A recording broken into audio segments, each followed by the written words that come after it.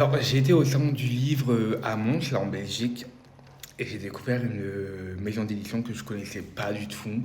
Alors, la maison d'édition, c'est Faute de Frappe. Et waouh, en fait, c'est livres d'horreur, livres gore.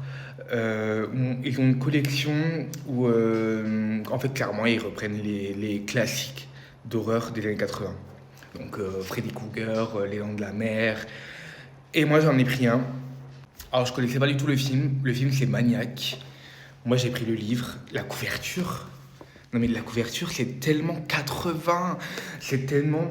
Non, en fait, les couvertures, elles m'ont intrigué. Elles m'ont attiré le regard. Elles m'ont dit, viens là un peu que je t'attrape. Donc, en fait, les couvertures m'ont attrapé clairement. Et en fait, pour ceux qui connaissent pas du tout le film ni le livre, c'est Frank Zito, c'est un tueur en série, et de trouver des femmes qui ressemblent à sa mère. Parce que en fait, il a une relation toxique avec sa mère. C'est-à-dire que sa mère, quand il était jeune, le maltraitait, l'enfermait dans une cave.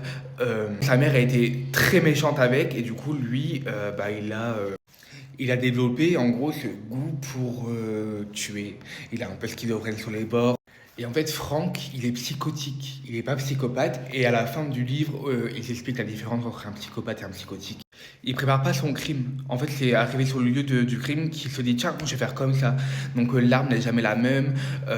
Il peut très bien tuer qu'un couteau qu'avec une arme à feu. Enfin, du coup, il est complètement timbré. Et en fait, depuis son jeune âge, il a une obsession, c'est pour les cheveux. Et du coup, à chaque fois qu'il tue une femme, il lui coupe le haut du crâne pour garder les cheveux.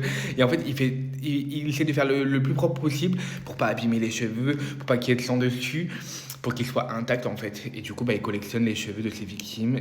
Et en fait, quand il fait ce genre d'acte et qu'il redevient lui-même, il s'excuse parce que il a tué sa mère, en fait. Enfin bref, c'est une relation très bizarre. Le livre est bien écrit. Après, je vous avoue que j'ai regardé le film le soir même. C'est-à-dire que le livre, je l'ai acheté samedi, je l'ai commencé samedi soir, je l'ai fini hier, donc dimanche, et dimanche soir, j'ai regardé le film. Bon, le film, je l'ai pas fini. Donc, le film, je l'ai trouvé un peu long, et puis j'avais tous les meurtres dans ma tête, vu que le livre, je l'ai lu le matin même.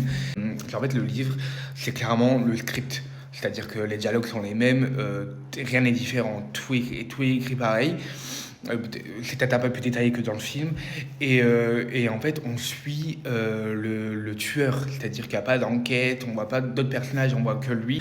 Les acteurs surjouent, ils jouent pas forcément très bien. En plus, dans les années 80, je sais pas pourquoi les réalisateurs ils aimaient trop mettre des musiques hyper fortes dès qu'il y avait une petite action.